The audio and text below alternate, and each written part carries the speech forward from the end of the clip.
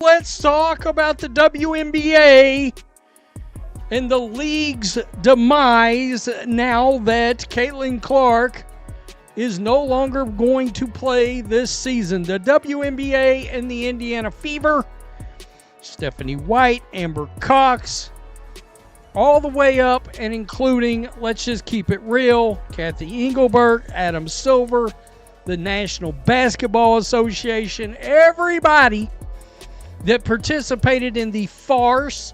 Caitlin Clark's season is officially over, and the WNBA only has itself to blame. From a quad strain in May to repeated groin injuries in June and July to a bone bruise in August, her body kept breaking down. Clark's absence for the rest of the season isn't just a personal tragedy.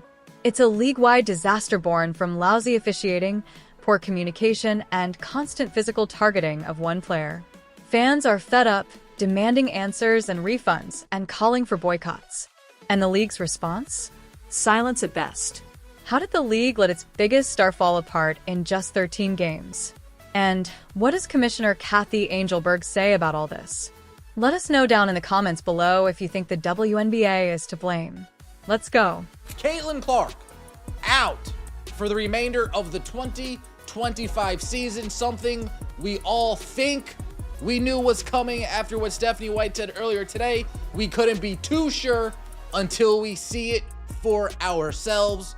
And with this announcement from the GOAT's mouth herself, Caitlin Clark won't be returning this season, nor if the Indiana Fever make the playoffs. How many times did the refs just stare straight ahead while Clark got shoved into a screen, grabbed by the jersey, or flat out knocked off balance, and then pretended it never happened? That's the part that eats at fans. We all saw it in real time. Possession after possession. Clark getting hammered, coming off a curl, thrown into help defense, sometimes even double-teamed before she even touched the ball. And the officials had plenty of chances to blow the whistle. Instead, they swallowed it. And it became a pattern that the Washington Post later put into writing. This wasn't one team being overly physical. It was the entire league taking liberties with a player who instantly became the face of the sport. Well, it all started last year, in her rookie season, where she received 20% of all the flagrant fouls in the league. And most of them came from Angel Reese in the Chicago Sky. And these weren't basketball plays. They were not only fouling her, but they were getting up, laughing about it, laughing about Caitlin Clark getting assaulted. Any other work environment, people go to jail for what's going on. And the league's most valuable draw, the one who carried not just her own franchise but half the WNBA's rating spike, was left hung out to dry. Think about that. One player filling arenas in Dallas, Las Vegas, New York, and Chicago should have been treated like the investment she was. Instead, while networks cut record checks to broadcast her games, refs refused to grant her even the basic calls stars get every single night in every other league. What we got was bodies flying into her off-ball, hand-checking that stopped her cuts before they even started, and defensive contact that would have been a foul for anyone else. The WNBA and all the people that follow the WNBA and try to promote the WNBA don't understand that Caitlin Clark's game resonates with us. I say this every day, and every day I got to deal with somebody else dumb in the media. Caitlin Clark's game resonates because she's got flair, she's got flash, she's got style. I said this before, and I'll say this again. We saw Sue Bird's game. We saw Diana Taurasi's game. Kim Mulkey was Sue Bird before Sue Bird became Sue Bird. We've seen it. We haven't seen Caitlin Clark. This wasn't just annoying to watch. It was dangerous. Those kinds of constant cheap shots don't just make a player sore. They add up over weeks, grinding on muscles that were already strained. Clark's quad that tightened in May and her groin that burned through June were no mystery injuries. Repeated hits, twisted pivots from denied space, unprotected landings. Those are exactly the things that lead to stress injuries that never really heal without extended rest. She was forced to keep playing through all of it because the alternative would have meant empty arenas that fans had already bought into. And last year, I noticed how much it was just Caitlin Clark. Caitlin Clark was taking all the hits. Caitlin Clark was taking all the abuse. But this year they've added Sophie Cunningham, she gets more flagrant fouls on her than anybody in the league besides Caitlin Clark. And Aaliyah Boston, she's been taking hits as well. But the worst thing is the consistency. So they don't call flagrant fouls, or most of the time, Caitlin Clark could be held for an entire game at a time. They don't call fouls. They don't call common fouls. That's why people call it hypocrisy. The WNBA begged for headlines about record ticket sales, overflowing merchandise orders, and new sponsorship deals centered around Caitlin Clark's name. Yet, when it came to the simplest job, protecting the player responsible for those payday checks, they wanted to act like she was just another newcomer. The reality is she wasn't. And letting her get battered night after night meant they didn't just compromise game results, they put the entire season in jeopardy. The folks that cover the NBA, these people that play in the NBA, these people that cover the NBA, there, I said these people, all of you, black, white, green, purple, why don't you understand a very simple thing? Her game is dynamic. Like Diana Taurasi was like a jackass to Caitlin Clark. Why? Her game is what people are drawn to. And then you go to the personality. Her game is different than any WNBA woman ever. And she wins, and she shoots from deep. It's no different than Steph Curry. How many times we got to say? So, what happens when your golden goose stops playing? What happens when the league refuses to call fouls and the end result is your star limping instead of running the floor? Now, we know the negligence from the referees didn't just tilt one box score. It laid the groundwork for Caitlin Clark's season-ending collapse. And the backlash that started in court didn't stay there for long. It spread. Was Caitlin Clark's sophomore season doomed from the very first preseason practice? It feels that way now. Go back to training camp in May. Reports already mentioned her quad tightening up, something most athletes would rest to prevent further damage. Instead, she was rolled out as the centerpiece of every event, every practice session, and every marketing push. Less than 2 months later, the problem escalated into a groin injury. By July, that groin became a full-blown tear on the right side. And with that came the announcement no one wanted to hear. Clark was done for the year. The story of how we got there isn't one moment. It's a series of decisions that never gave her a chance. I mean, it's a gut punch that basically encompasses an entire season of them. The Fever have lost so many players to injury, but obviously none bigger than Clark. And there was such a wait for this second season after her magnificent rookie season. And then, you know, the anticipation of her possibly coming back, only for that not to happen, takes a lot of air out of the room, obviously takes a lot of energy out of the fans, and is a devastating blow for not just the Fever and the WNBA. What's frustrating is that she never really had a stretch of games where she was fully healthy. She was listed as day-to-day at least 3 separate times, and each time the word precautionary was attached like it was reassurance. But what precaution means in the WNBA apparently is having your number 1 draw squeeze in limited treatment windows, tape up, and head back onto the court the same weekend. It was like watching someone run on one leg and being told they were fine. Clark, a 2-time All-Star and the 2024 WNBA Rookie of the Year, has been sidelined suffering a right groin injury during the Fever's 87-77 win over the Connecticut Sun on July 15th. If you guys remember that game, Caitlin Clark put the team on her back in the winding minutes to give the Indiana Fever that lead. Clark also suffered a bone bruise at a later date during her recovery process. That's where the mismanagement comes in. Anyone who has followed sports knows injuries compound if you don't let them heal. Pushing her through back-to-back games, heavy defensive attention, and road travel so quickly didn't just risk setbacks, it guaranteed them. Coaches had to know she looked limited. Her driving burst slowed down, her cuts came up short, and she grimaced through minutes she never should have logged. The medical staff's job was to protect her even if Clark pushed to play, and they failed her. Caitlin has worked so hard throughout this time, doing everything possible to recover and return to the court, but ultimately, time is not on our side, said Indiana Fever COO and GM Amber Cox. While we will continue working with Caitlin and provide her with every resource we have available, there is not enough time left in our season for her to safely return, and her long-term health and well-being remains our top priority. We are looking forward to having her back at full strength to start the 2026 season. Clark appeared in 13 games during the regular season, averaging 16.5 points, 8.8 assists, and 5 rebounds per game, while helping lead the team to the 2025 WNBA Commissioner's Cup title. Think about the hours she said she was putting in just to get a shot at returning. Hours in the gym trying to strengthen everything around that injury, only to fall back to square one again. While fans were bombarded with reports of probable return dates, inside the locker room, it was obvious her body wasn't responding like it needed to. The public was being kept on the hook. Stadiums advertised road matchups featuring Clark, and fans bought tickets hoping to see her. All along, she was nowhere near 100%, and that disconnect stings. And this is what Caitlin wrote. I had hoped to share a better update, but I will not be returning to play this season. I spent hours in the gym every day with the singular goal of getting back out there. Disappointed isn't a big enough word to describe how I am feeling. I want to thank everyone who had my back through all the uncertainty. This has been incredibly frustrating, but even in the bad, there is good. The way fans continue to show up for me and the fever brought me so much joy and important perspective. I'm so proud of how this team has only gotten stronger through the adversity this year. Now it's time to close out the season and claim our spot in the playoffs.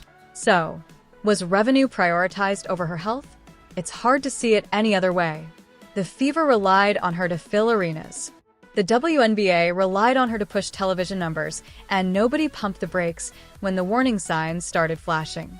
As a result, Caitlin Clark didn't go down from a freak accident. She unraveled after 13 games because of a season-long spiral of short-sighted choices. And that spiral didn't just cut her career year short. It pulled the financial momentum of the league straight down with it. The moment Kathy Angelberg finally addressed Caitlin Clark's season-ending injury, fans realized something wasn't right. Here was the commissioner of the league facing the biggest player health disaster in years. And yet her statement sounded like something crafted by a corporate PR team rather than a leader actually grappling with the seriousness of what happened. It was the very definition of sanitized vague optimism, a little nod to league growth, and no hard acknowledgement that the refereeing failures and lack of player protection played any role in what fans had just watched unfold. This is on your head, Kathy Engelbert, and the rest of the WNBA Players Association executive leadership who failed to hold officials and players accountable for the barbaric style of play the Fever and Caitlin Clark have had to endure this year. Kathy, resign. That disconnect is what stung. Clark went from carrying the weight of record ratings to sitting on the injury list for months.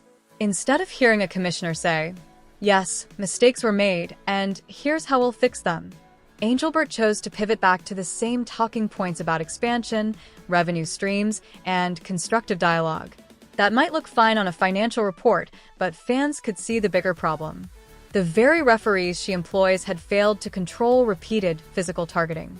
And rather than call them out or promise accountability, she ignored it altogether. A bunch of players and coaches over the last few days have complained without being fine-worthy about officiating. I just want to see about your thoughts on if officiating is an issue and how it can be improved. Because clearly there seems to be problems or a disconnect between what players and coaches feel and what officials are actually calling.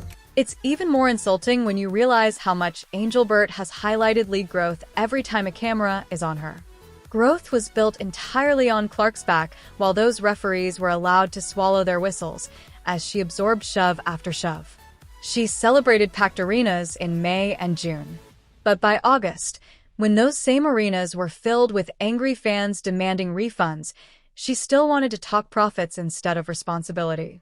To supporters who had just invested their money, their time, and their hope into the season, it sounded like she was living in a parallel world. I know as a fan of sports for 60 years now, I know that no one's ever happy with officiating. All sports deal with it, but we're working hard to make sure we're putting the best product out on the court, and our officiating then follows that. The backlash was immediate. On social media, even longtime WNBA diehards said Angelbert's silence on referee accountability proved the league didn't care about Clark's safety. Some used words like betrayal. Others went straight to action, demanding refunds and posting proof of canceled ticket orders. What started as disappointment in Clark's injury turned into hostility toward league leadership. The commissioner had a window to connect with fans, admit the officiating problem, and promise protection for all players moving forward. Instead, she delivered hollow lines that only amplified the anger already brewing. They play against Breanna Stewart. She goes to the line 14 times. Asia Wilson goes to the line 13 times. And Aaliyah Boston can't play 20 minutes in a game without being on the bench in foul trouble. That's another problem that we're dealing with. But like I said, this year, it's not just Caitlin Clark. If you wear that Indiana Fever jersey, consider it done. The refs are not going to be fair, and they are going to cheat and do whatever it takes to do what the higher-ups say. Fans now see Angelberg as a symbol of a league where public relations matter more than health, where the star attraction is used as a marketing piece rather than safeguarded as a long-term investment. That realization has hardened into a movement. Boycott talk isn't loose chatter anymore. It's organized, shared, and targeted at draining playoff attendance. Angelbert's hollow words didn't calm anything. They lit the fire higher, proving she was completely out of touch with the core problems eating away at her league. And once that disconnect took root, it paved the way for the panic that was about to slam directly into the league's bottom line. All it took was one injury announcement for the market to collapse. All-Star tickets that were running over $200 in June dropped to barely $60 overnight, and the resale sites became flooded with people trying to dump seats they had circled for months. This wasn't just any All-Star weekend either. It was in Indiana, Clark City, the stage the league had hyped as her first chance to shine on the national stage at home. The hype disappeared in a matter of hours, leaving an event that suddenly felt hollow. We've got Colin Cowherd saying, you know what? Guess what I didn't talk about on my show this year? The WNBA. Guess why? He just come out and said it yesterday. Because Caitlin Clark was not playing. That's why. He said, I led my show, my biggest, largest national sports radio show in the country. I led my show with Caitlin Clark 6 times last year. I mean, you don't lead a show with anybody unless they can draw. Fans who spent huge amounts expecting to see Clark competing in contests and being celebrated as the face of the league were now demanding refunds. It wasn't anger about the money as much as it was the feeling that they'd been strung along with constant day-to-day labels. While the people inside the league already knew her chances of returning were slim.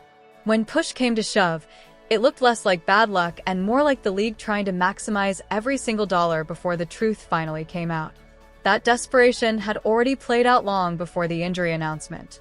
The league had moved multiple Indiana Fever Road games to bigger arenas because Clark's name sold them out instantly.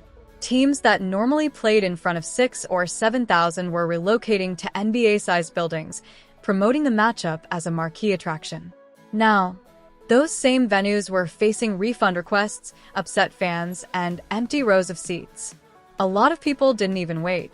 They immediately canceled or flipped their tickets the moment Clark was ruled out, and resale values showed the panic. The ticket prices. The demand fell off a cliff.